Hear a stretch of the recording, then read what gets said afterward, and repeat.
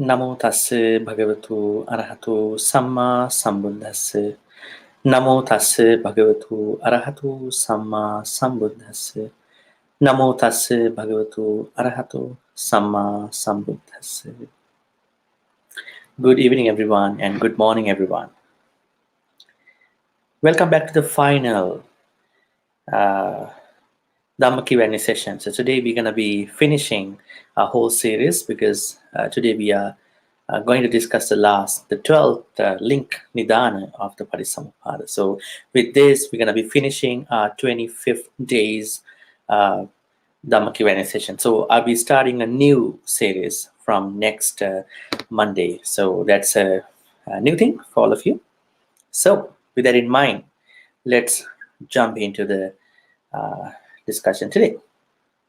Jarāmaraṇa, the final, the Nidanas of the, Nidana of the Parisamuppada. So we've been talking about avijja, sankhara, viññāna, namarupa, salayatana, passa, vedana, tanha, upadana, bhava, jati, and today jarāmaraṇa. Okay, so before I discuss the Parisamuppada context of jarāmaraṇa, I want you to sort of think about what jarāmaraṇa is. So there are many suttas that we can talk about in understanding what jarāmaraṇa is, but we have fundamental understanding about what jarāmaraṇa is. Now, jara means aging, marana is death. Even the first sutta that Buddha gave to 5 ascetics, he was talking about different types of dukkha, dissatisfactions, sufferings. In that analysis, he specifically mentioned about jarāmaraṇa. So jara, marana, they are leading to dissatisfaction, dukkha. So in every life we experience and throughout the beginning loss of time, we've been experiencing same jarāmaraṇa, because if we have a jati, birth, then definitely we are supposed to experience jarāmaraṇa. Dhamma folks, if you have any questions, please type in your questions in the comments below so I can answer those questions during the discussion. So first, in order for me to get into the discussion, I wanted to pick up a sutta called Raja Jarāmaraṇa Sutta, Discourse on Decay and Death. So this is mentioned in Samyutta Nikaya 3.3 under Kosala Samyutta. In this sutta, the Buddha explains the truth of the life, and he mentions Maharaja is talking to King Kosala. For one who is born, there is nothing other than jara and marana, decay or aging and death. Everyone in society, no matter what class, different caste, Khattiya, Brahmin household, no matter how rich, are all subject to aging and death. Even those who have left the world, even the great arahants, those who have attained nibbana too, are subject to jara and marana. So this is kind of a very interesting thing, because even you attain nibbana, you are not stopping jara marana until you die, right? Because we have discussed there are two types of nibbana. So while you are living, you are attaining the first nibbana called sopa. This is a nibbana, which means you still carry on your body, which means you have an upcoming death at some point. Even you attain nibbana, you can't stop the decrepitude or aging of the body, right? And the death. Or more exactly, their bodies are subject to decay and death, so aging and death. But they are no more subject to rebirth. So the only thing that they are fine is that they are making sure is that they are not having a rebirth after the death, which is what we call by bhava, and so have gone beyond suffering dukkha. Okay, so this sutta is very interesting because it has something to think about about aging, jara, and death, maran. So once we are born, we are getting old, but we don't sort of see that until we get to experience that body is adequately aging, right? So it leads to inexorably to I would say old age, I would say aging and death. And then the process is very tedious, and because this is happening over and over, right? So this birth, existence, birth, and aging and death, so they are happening all the time. It's kind of a tedious process. So on the surface level, there's no getting away, there's no escape from aging. I would say some of the things that happen as side effects, I would say wrinkles, sagging things without attaining nibbana. At least you make sure that you are not getting those things in the next life. So one of the wonderful things that we have to think about is that the Buddha talks about something that is beyond jara and maran, beyond jara and maran. That is very interesting. Now, he particularly, distinguishes the plight of jara and the happiness of ajara, non-aging and aging. It distinguishes what is aging and what is not aging. What is death, marana, and amarana, I would say. What is death, what is non-death. So if people really understand what he exactly said about suffering, and then they attain nibbana, and so they are beyond aging and death, which is a very you know uh, uh, relief for all of us, that there is something that we can attain, and so that we can break this cycle of jati jara vyadhi marana. In the same sutta, we have this stanza. I mean, this is also mentioned, appeared in Dhammapada 151. Jiranti ve raj ratha suchitta atho sarirampi jaran upeti satancha dhammo na jaran upeti santo have sabbi pavedayanti. The royal chariot will adorn, indeed decay. So royal chariot is not an exemption. And the body too, sarirampi jarangupeti, comes to age. Satancha dhammo na jarangupeti, but the truth of the good, the dhamma, does not decay. Because if dhamma, uh, is subject to decay, then nibbana is something that is under jara and mara. Nibbana is something beyond jara, mara, beyond aging and death.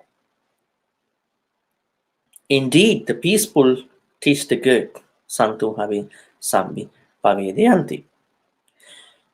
Also, if you look at Majjhima Nikaya 26, Arya Pariyasana Sutta, which is the noble search, where we understand the noble search from ignoble search, Anarya Pariyasana.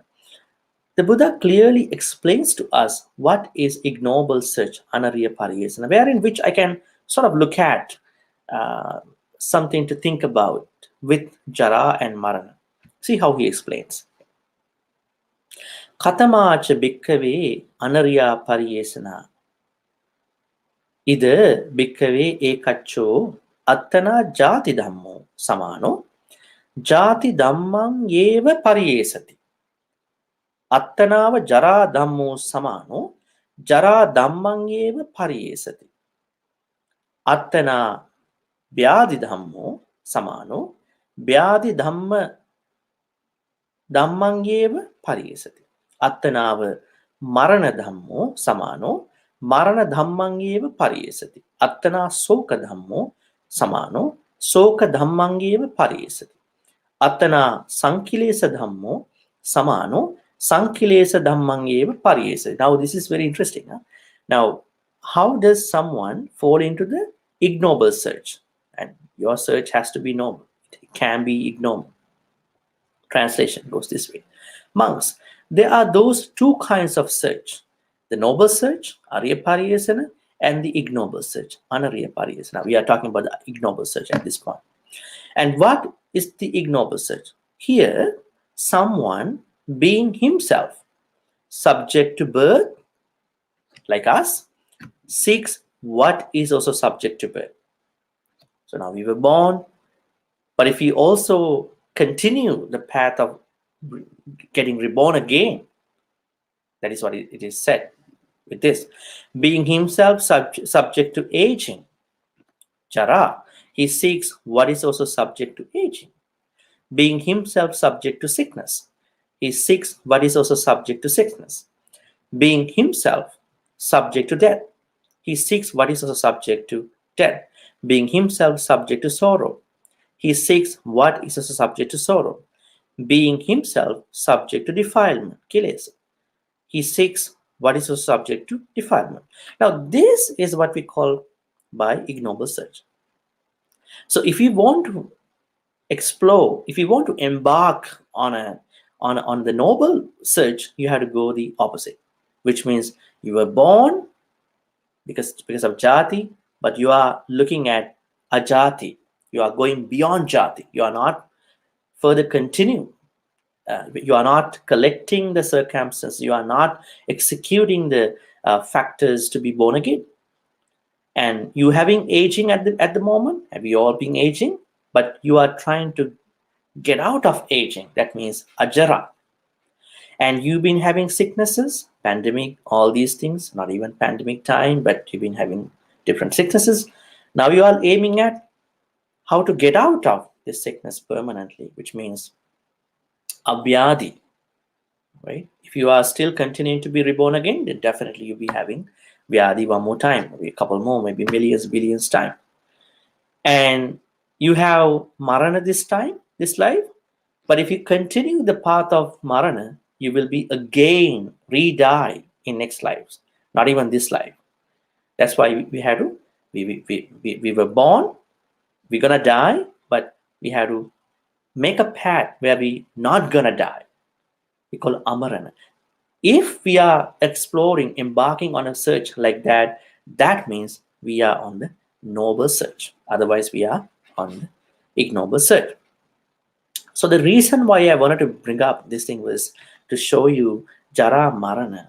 They are part of even the noble search.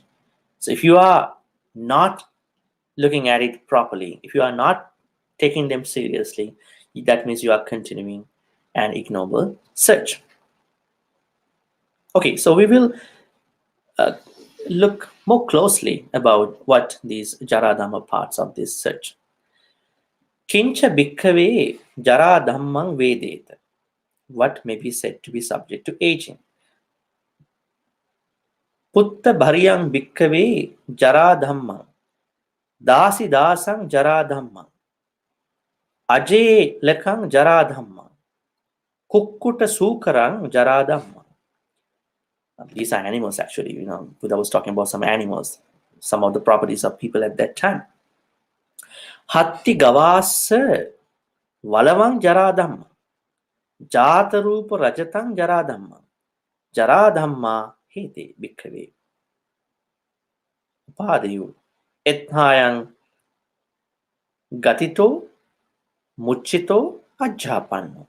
Attana jaradhammo samano jaradhammangeva pariyesati. Meaning, and what may be said to be subject to aging? Wife and children are subject to aging.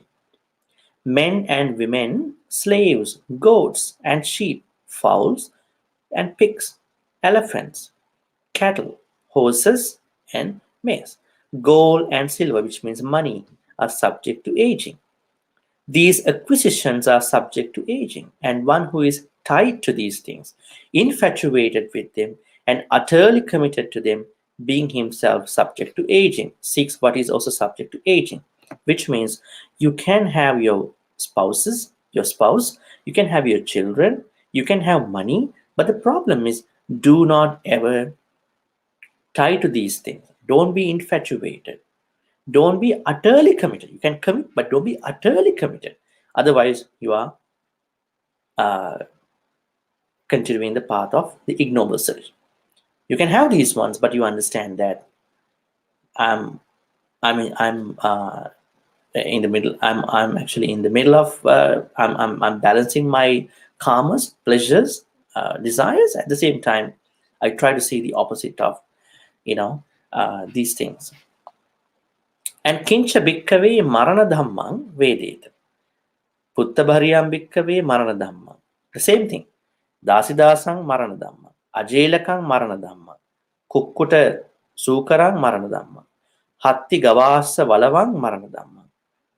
Marana dhamma hete bhikkave. Upadeyo. Ettayang gatito muchito ajjapanno. Attana marana dhammo samano. Marana dhammang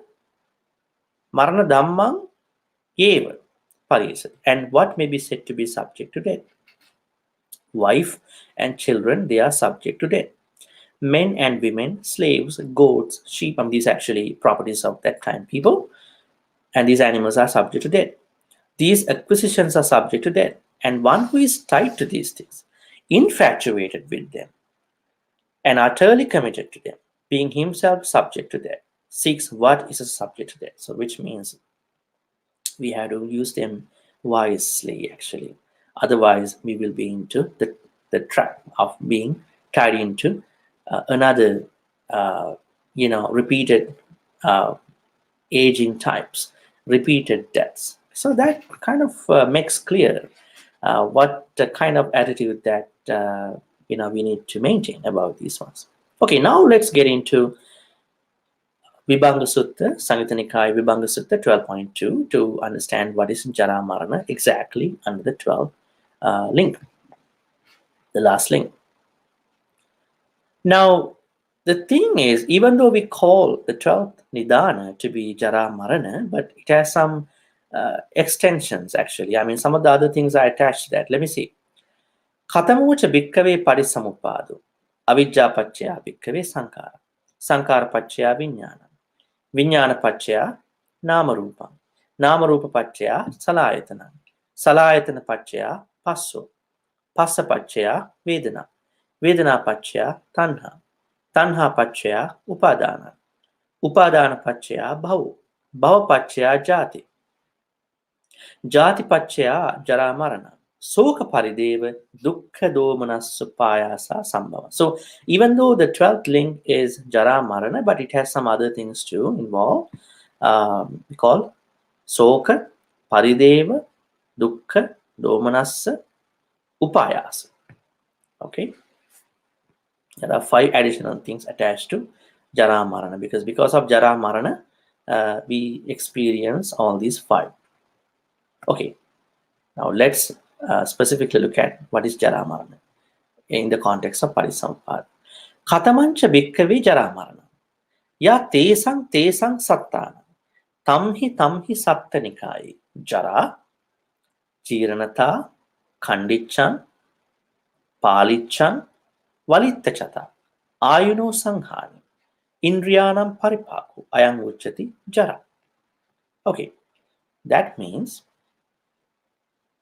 the aging of the various beings in the various orders of beings. Now, aging that is related to all beings. What kind of aging? Jara, that means the normal aging. Jiranata, they are growing old. Now, they all subject to age at the same time. They are growing old. Khandiccan means brokenness of teeth. Paliccan, grayness of hair. Valittachata, wrinkling of skin. Ayuno sanghani, decline of vitality. Now, what is vitality? This is very interesting. Now, vitality means, when we talk about rupa analysis in the Abhidhamma, we understand that there is a specific rupa called, by Jivita Rupa.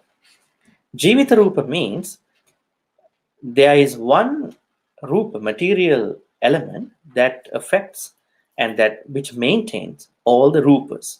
Without the vitality rupa, no other rupa can be sustained. No other rupa can be continuously working. So Jivita Rupa has to help, has to start, has to arise, has to maintain, has to go with every Rupa. So that means when you getting older, that means as you age, what happens to you is that your vitality also declining over time. Indriyanang paripako, degeneration of the faculties. Now we have indriyas, right?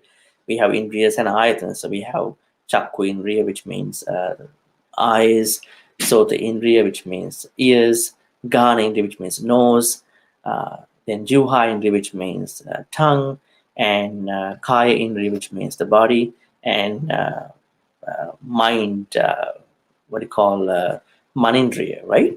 So all these indriyas, sense faculties, are also aging over time, right? Because they all are, no exceptions when it comes to jara. Okay. Yeah, so that is jara. Now let's look at what is marana. Ya tesang sattanang tamha sattanikaya chuti chavanata bhedo antaradhanang machu maranang kalakiriya khandanang bhedo kale varasanikkepo jivitindriyasya upacchedo idang uchati marana. Interestingly, we've been talking about the same context, but now see how marana, the death explanation, is a little bit differently explained. So what is chuti? Now chuti means the passing away of the various beings from the various orders of beings. Now all the beings all beings are subject to die, even the Buddha. But there is a difference between other folks, unenlightened beings, and the enlightened beings. Enlightened beings, they are not seeking a rebirth. Their journey is done. But for us, I mean, all the other unenlightened beings, those beings who are in the hells, those beings who are, what do you call, in the human world, human sphere, those beings who are in the Brahma worlds, two Brahma worlds, Rupa, they all subject to die, and then to the rebirth. Probably there are some beings who are reborn in the what do you call, five specific Brahma worlds for Rupa. We call them pure abodes, actually, Suddhavasas. They may be able to attain Nibbana by being there, so their journey is done. But still, if somebody is going to be reborn in the Brahma world, they're going to stay there for some time and they're going to finish their journey. But still, most of us are subject to the death. Okay, so chuti means the passing away. Chavanata means perishing. So we are, everything is subject to perishing all the time. All are perishing.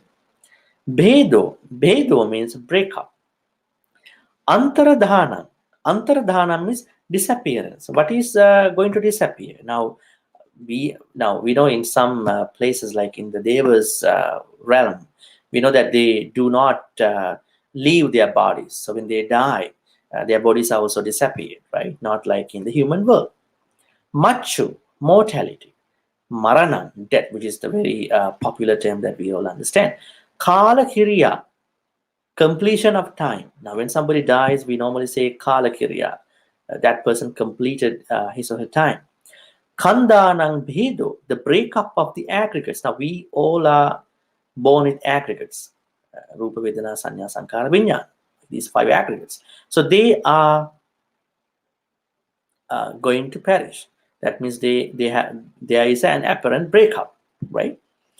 Kalevarassanikkepo, the laying down of the carcass, which means the body, the dead body. So most of us, we leave the bodies and we traverse into another body, which means that we never know. We just leave the body and we are traversing into another body, another life, right? But we don't see that with the devas. Jivitindriyasya upacchedo. So Jivitindriyasya Upachchedu. Now Jivitindriya is an interesting one. What is Jivitindriya? Where do we find Jivitindriya? Have you ever heard Jivitindriya? Yes. Jivitindriya, in my understanding, is a Chetasika. Is a Chetasika. It is a Chetasika that is under the what do you call Sabbha Chitta Sadhara. There are 7 Chetasikas that are always arising, staying, and perishing with every thought. Like whenever somebody is having a thought, Jivitendriya is one of the Chetasikas that is directly working with every chitta. Now, because the Jivitendriya Chetasika, which means I would say this is something like life faculty. Life faculty is what we understand by the generator. I would say all the Chetasikas are produced by the life faculty, Jivitendriya. So every thought, I would say every Chetasika is given to rise because of the power of the Jivitendriya. And all the Chetasikas are maintained. All the Chetasikas are repaired. All the Chetasikas are perish with the Jivitendriya. So when one Jivitendriya Chetasika is finished, then there are other Chetasikas coming up. So Jivitendriya is, in that context, one of the Chetasikas. We call them universals, I would say, Sabbhajitta Sadharana Chetasika. So when we die, what happens to us is our Jivitendriya is going to be ended. So there is no more Jivitendriya Chetasika when we die. So now, Dhamma folks, you understand what is Jara and what is Marana in the context of what is Samuppada. Now, remember that I mentioned that there are some extensions to jarāmaraṇa. We call them Soka Parideva, Dukkha Domanassa Upayasa. So they all have different meanings, different specific meanings. If you look at Majjhima Nikaya 141, Satya Vibhanga Sutta, we can see Soka means grief, Parideva means what we call a lamentation, and Dukkha means physical pain, and Domanassa means mental pain, and upayasa means despair or distress. We call despair. So let's identify these 5 extensions in clear terms. I'm going to use Satya Vibhanga Sutta analysis to understand what they are. Katamo chauso soko yoko auso anya taranya tarena vyasanena samannāgatassa. Anya taranya tarena dukkha dhammena puttassa. Soko sochana sochitattam anto soko, anto parisoko, ayang vuchatauso soko. Now, we understand that Arahant Sariputta is the one who been explaining this to other monks, and then he explains what is soka. Soka means, now soka simply means grief. Some people translate this to be sorrow also. So grief. Sochana means grieving. Sochitatta means the state of grief. Anto soko means inner grief. Anto parisoko means inner deep grief. So this is what we call by soka. So soka means grief, the state of grief, inner deep grief, inner grief. So it's kind of a variety of degrees, different degrees of grief. That is what we understand by soka. What is parideva? Katamo chauso paridevo, yoko auso anya taranya tarena vyasanena samannāgatassa. Anya taranya tarena dukkha dhammena puttassa. Adevo paridevo, adevana paridevana, adevi tattang paridevi tattang. Ayang ucchatauso paridevo. Now, parideva simply means lamentation. So adevo means the veil, which is one of the synonymous words for lamentation. Paridevo means lament. Adevana means wailing. Paridevana means lamenting. Adevi tatta means state of wailing. Paridevi tatta means state of lamentation. So probably these two aspects of Parideva could give different aspects, different areas to think about what is Parideva. So on one side, it is wailing. On the other side, it is lamenting. So wail, lamentation. Then what is dukkha? Kataman chausu dukkha. Yanko ausu kaikang dukkha. Kaikang asatang. Kaya sampasajang dukkha. Asatang vedaitang. Idang guchatausu dukkha. Now dukkha, even we simply take it as suffering, dissatisfaction, but dukkha has a different meaning. Now the word dukkha means physical pain. It doesn't involve the mental pain. Mental pain is the next one. We call it as domanassa. So dukkha means physical pain. Kaikam asatam, physical displeasure. Now sometimes we don't like what is happening to our body. It's probably a pain, probably another nuisance, probably something that you don't like that happens to your body, which has happened to your body. Kaya sampasajang dukkha, the painful, asatang vedaitam, unpleasant feeling that is born from physical contact. So any feeling that is arisen from the physical contact. So what you need to understand is that dukkha simply means physical pain, not the mental pain. But in the broader, broader context, we say dukkha is the both physical, mental pain. But as a word, dukkha means it is simply the physical pain. Then what is domanassa? Kataman chavasu domanassa. Yanko avasu chetasikang dukkha. Chetasikang asatang. Mano sampasajang dukkha. Asatang vedaitang. Idang vuchatavasu domanassa. Okay, so here domanassa means mental pain. Chetasikang asatam, mental displeasure. Mano sampasajang dukkham, asatang vedaitang, the painful, unpleasant feeling that is arisen from the mind contact. So now we understand domanassa simply means mental pain. What is physical pain? That is dukkha. Dukkha means physical pain. Domanassa means mental pain. The final one. Katamo chausu upayasu. Yoko ausu anyataranya tarena vyasanena samannagatas. Anyataranya tarena dukkha dhammena puttas. Ayasu upayasu. Ayasi tattang. Upayasi tattang. Ayang vuchatausu upayasu. Now upayasu simply means despair. So ayasu means the stress. Upayasu means distress. So the stress and the distress, they arise because of this whole concept of upaya. So if we have stress, that means you have upayas. And then upayas, which means this bigger context of both stress and distress, take us to a different kind of pain. Ayasitattam, the state of stress. Upayasitattam, the state of distress. Okay, so stress and distress, or stress and despair, they both include in the upayas. Now folks, you understand what is jara and marana. At the same time, you also learn what are the extensions of jara marana. Soka, let's go back again. Soka, parideva, dukkha, domanassa, upayas. So they are normally generally mentioned as a part of the Parisampada, but we don't take the whole thing. We just only take jara and marana because we know that those are imminent, so you can't avoid them. Any questions so far? I don't see any questions so far. Let me continue. Okay, there's a question.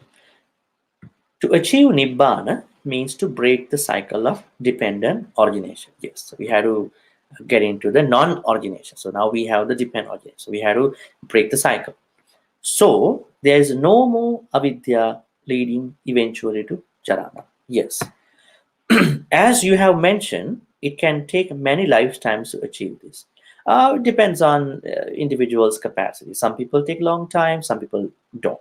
Depends on how you manage yourself, how you manage your dukkha actually, how you manage this dukkha, what do you call all these types of dukkhas. Some people, they are better at understanding dukkha in their life. Some people take a lot of time. Some people don't want to at some point. Depends on individuality. My question is this: does following the eightfold path and generating good karma make avidya lesser in each subsequent lifetime. Does following the eightfold path and generating good karma make avidya lesser in each subsequent lifetime, getting closer to nibbana over time? What does a wholesome rebirth entail? Okay, as far as we learn the Dhamma, we should not wish another life, because that is what we call by the bhavatanha. But we should also understand, in case we are not going to attain, so at least sotapanna, then definitely this continues, right? The rebirth process continues. So the only thing that we have to practice is the Noble Eightfold Path, Arya Attanka Manga. So you are right. And then generating good karma. So the Buddha always taught us to make kusala. Actually, when you say karma, some people take it in the form of punya, to do more good, to more good karmas in the form of punya, to be reborn in a better place. And then what happens? You never know whether you will get a human birth one more time. And then once you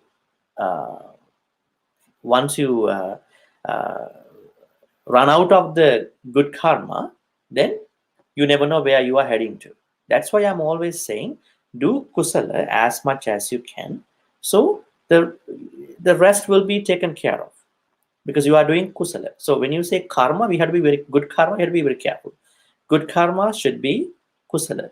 But I know there may be people who might not understand kusala very much, because they are suffering this life too. They may, somebody who is bornly poor is to think that I'm not getting progressive, I'm not getting rich, and he or she might think this honest wish, the wish is that may I be reborn as a wealthy man, may I be reborn as a wealthy woman. So that's not bad.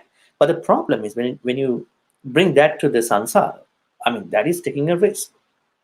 But the problem is that person can understand the phenomenon of rebirth is such a very complex thing, so I should not make it.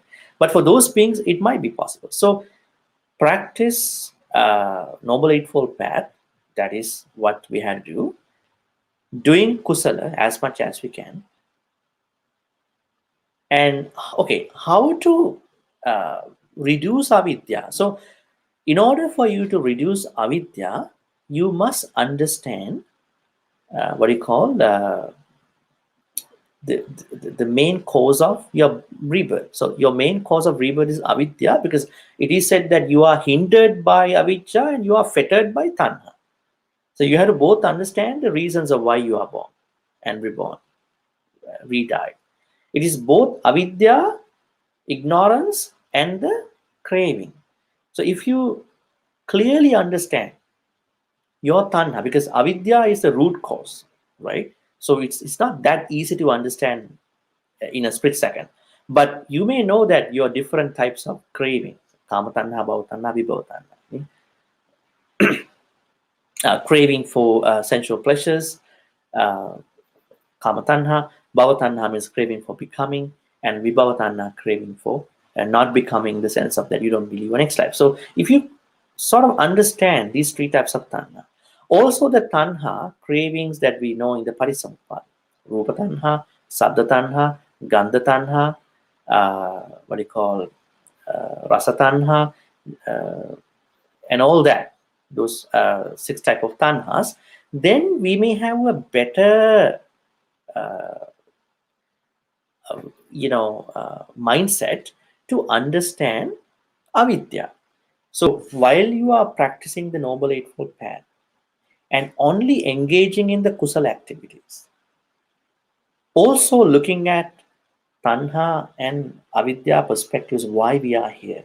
Am I doing other things again back to the sansara?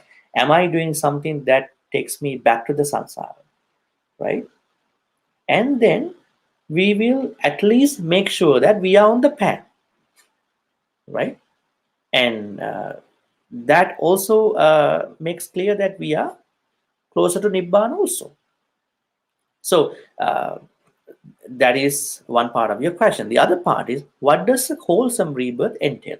Wholesome rebirth means that you are reborn in couple places. I would say if you are reborn in a human place, or a deva place, or a brahma place, so that is a wholesome rebirth. Generally speaking, someone is having a wholesome rebirth simply because of the mindset that that particular person is having just before that person is going to die. Now, we always emphasize that the importance of having samma ditti at the moment of the death. So you won't be able to have samma ditti, right view, wholesome view, if you have not been practicing all throughout your life. That is what we call the preparation for a wholesome rebirth, right? So if you are not having samadhi simply means a couple things. The first thing is the tenfold samadhi. So if you've been practicing this all throughout your life, then what happens? The moment you die, you have a better understanding of how things are happening in your life. And when an object that is related to that samadhi pops up, then you are destined to be reborn in a better place. So that is how you are preparing yourself, and because of that, you will be able to be reborn in one of the wholesome places, realms we call the human world, six deva worlds, and 20 brahma worlds. I hope that that makes sense to the question, Vanessa. Okay, the next question. Bhante, there is really 3 types of dukkha, both physical, mental, and viparinama. Dukkha. The 5 aspects of soka, parideva, dukkha, domanassa, and upayasa become the degree of dukkha that arises due to clinging, personalizing the relationships in engagement between things, people, and events. Becomes the gradual process. The Buddha shows how to come out of this entanglement. Okay, now this is another way of explaining the dukkha, but we be talking dukkha in the context of what you call the parisamuppada. Now in the context of the normal suttas, this is what we know: sankhara dukkha, viparinama dukkha, and so on and so forth. In that context, dukkha is a very it is the bigger word actually throughout the text. But if you take the dukkha in order to understand jarāmaraṇa, then those 5 words apply little differently. Okay, so dukkha domanassa soka parideva dukkha domanassa upayasa apply to jarāmaraṇa little differently than how we know in the most of the sutta references. Now, in the most sutta references, dukkha is the bigger meaning. Because of that, soka parideva dukkha domanassa upayasa arise. But in the context of parisamuppada, what we see is that things that we produce because of our avijja and all that, and the jarāmaraṇa could be the end, could be what we are getting at finally. And because of jarāmaraṇa, we are having all these. Because of jarāmaraṇa of us, and because of jarāmaraṇa of our friends and other people, we are into a lot of soka parideva dukkha domanassa upayasa. So that is how we have to understand this context. So this is a different context. The Mula Pariyaya Sutta shows this in terms of how the noble stream winners address emotional tendencies. Yes, Mula Pariyaya Sutta is one of the very interesting suttas where the monks were not happy at the end of the sutta. In this sutta, it is mentioned how does a Sotapanna person manage all these different types of suffering. So it's a way out if you want to actually check in. The first sutta of the Majjhima Nikaya. Thank you, Vanessa. Okay, what else can we discuss today? Now, today we are finalizing, ending our 25 days of Q&A session. So we've been starting, we started Q&A session probably, I think 25 weeks ago. I can't remember the exact day. Probably, let me take a look. I think we started this Dhamma Q&A session.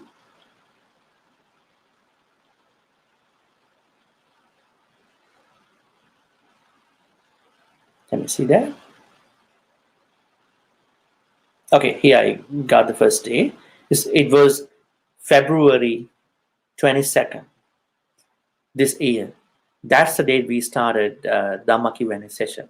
So we started for 5 precepts. We actually did 5 precepts individually. Panatipata, not killing; Adinadana, not stealing or not taking what's not given; Kamisumichachara, not misbehaving; Musavada, not lying; Suramereya, not taking any beverage or food, so that you are not actually losing your sound judgment to make any decision. So we've been doing those 5 in 5 days, and then we went on to the Noble Eightfold Path. We took 8 days in this Q&A session, and then again we started the Parisampada section. So there were 12. So 12 and 8, 20, and then 5, 25. So today we are ending the Dhamma Q&A session series, but we've been starting a new series next Monday. I've been thinking to start something very, very generic, at the same time very helpful for all of you. Not like going into very deep Dhamma matters. Probably I might go, but something that is really easy to understand for all of you. Probably, okay, let me think about a topic, like to give you kind of a clue. I would say holding onto the past. Isn't that a good topic? Holding onto the past. So that's the topic. So we will be talking what is the past? How does someone hold on to the past? And I mean, this is such an interesting question, right? And matter. If you take another example, I would say holding on to the future. That would be another Dhamma talk topic, right? So that's my plan from next Mondays. So I hope that you will join, because it will be much easier than these Dhamma topics. I hope that I was able to simplify even the Parisampada and all that. Okay, so finally, I want to tell you that what we can see in the Parisampada is the dynamic process of how we are born into this, how we've been existing in the samsara. If you are still in the samsara, just as all of us, that means we are still caught up by the Parisampada, dependent origination. So what we should try to be attained is that to stop this dependent origination. We have to stop this happening. So we call it non-origination. We have no avijja, because we started by looking at avijja, ignorance, saying that this is not the first cause. You can't say avijja is the first cause, but as a list we can say avijja is the first cause, but avijja is not the first cause. In many suttas, Buddha explains in Samyutta Nikaya, avijja is caused by asavas, taints. Then somebody may question, then how about asava? Was it caused by something else? Yeah, both are interdependent. That means avijja causes asava, asava causes avijja. They are both mutually dependent.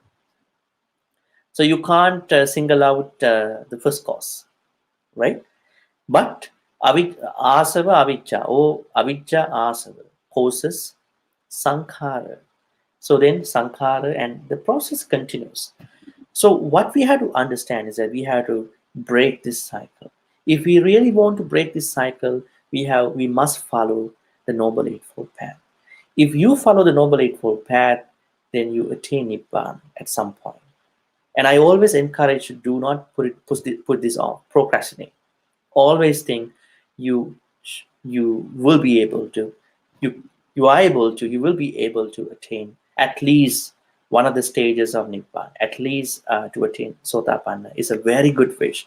Don't think that is impossible. In case you cannot,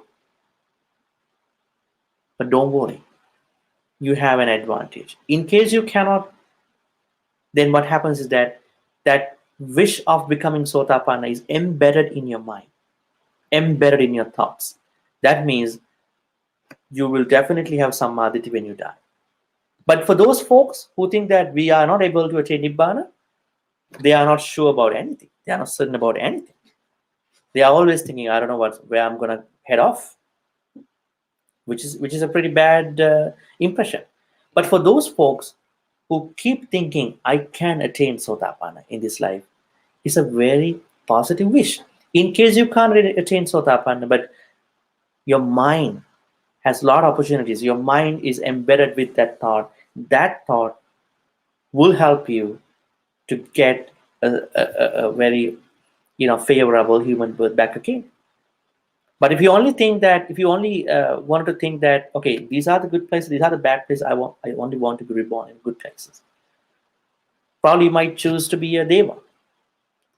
But becoming a human and then trying to understand, trying to follow the Noble Eightfold Path is much easier than becoming a deva and then to think about that. Because devas can think about the impermanence of the life, because devas are always having a lot of comforts. If you, in case reborn in one of the hells, you won't be able to think about what is this mediocre life, because hells have a lot of pain, suffering, excruciating pains. So, what I'm trying to ask you is that as the final day of the Parisampada, you need to break the cycle, deconstruct this process. Don't construct, don't let you be constructed by these 12 links, nidanas. So, what you must do is that start following, continue following the Noble Eightfold Path, and have a solemn wish that I wanted to attain, I wanted to break the samsara in this life itself. At the same time, in case I can't, at least I wanted to attain Sotapanna, going through Saddhanusari and Dhammanusari stages. So this is what you all need to understand, Dhamma folks. Otherwise, just listening to Dhamma, just listening to it, just to get it as a knowledge, might not itself work. You need to sort of accelerate this process. It's like an accelerating project in your mind. Okay, so that's it for today. And if you have any more questions, please type in. I will take another 1 minute.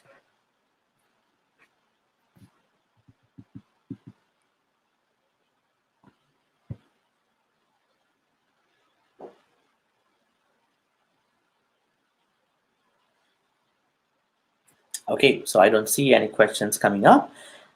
So I'm turning to the transference of merits. So today I wanted to transfer merits to somebody who passed away in our relationships, somebody in our family. His name is Jagat Balasuri, who passed away because of COVID-19. So I wanted to transfer good karmas to him today. He's been suffering due to this pandemic and then passed away.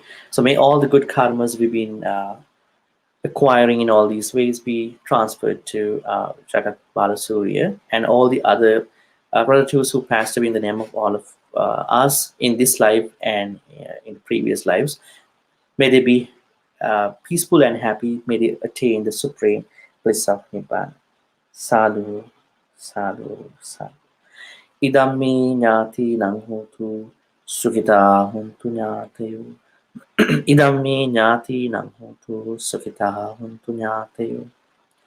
Idam me ñāti nang hotu sukhita huntu ñātayo. Also, let's share all the good karmas with the deities and the nagas, devas and nagas. May all the good karmas be shared by all the higher beings, which include devas, nagas, and all the powerful high beings. May they be happy and peaceful. May they protect and bless all of us for good health, quality of life, and prosperity for all of us, education, work life, everything, especially the safety of all of us.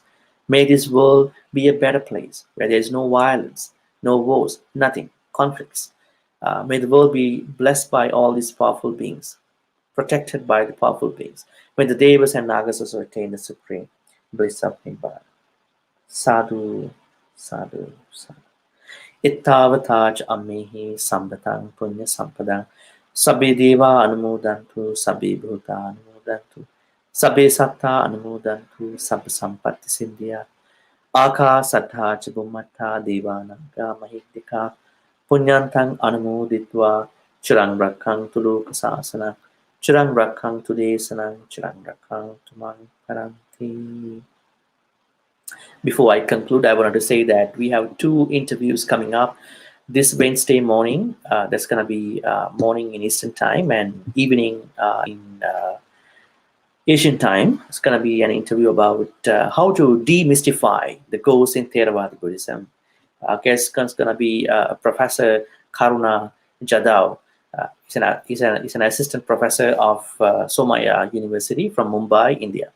And there is another interview coming up on September 17. This is about the diasporic ethnic Buddhism in Canada.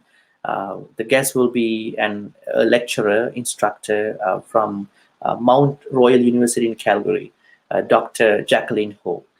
So we have these 2 interviews coming up, so please stay tuned.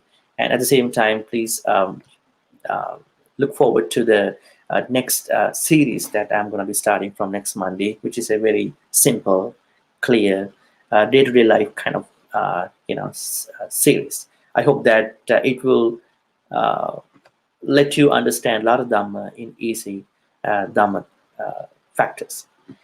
Okay, so may all the good karmas we've been collecting so far be helpful for all of us to attain the supreme bliss of Nibbana. Sadhu, sadhu, sadhu. I'm going to bless you with a couple more stanzas. Please receive the blessings. Abhivadana Siris Nichang Vadha Pachayino Chataru Dhamma Vadhanti Ayuvannu Sukhang Balan Ayurarogya Sampatti Sagga Sampatti Meviche Ato Nibbana Sampatti Iminati Samichetu.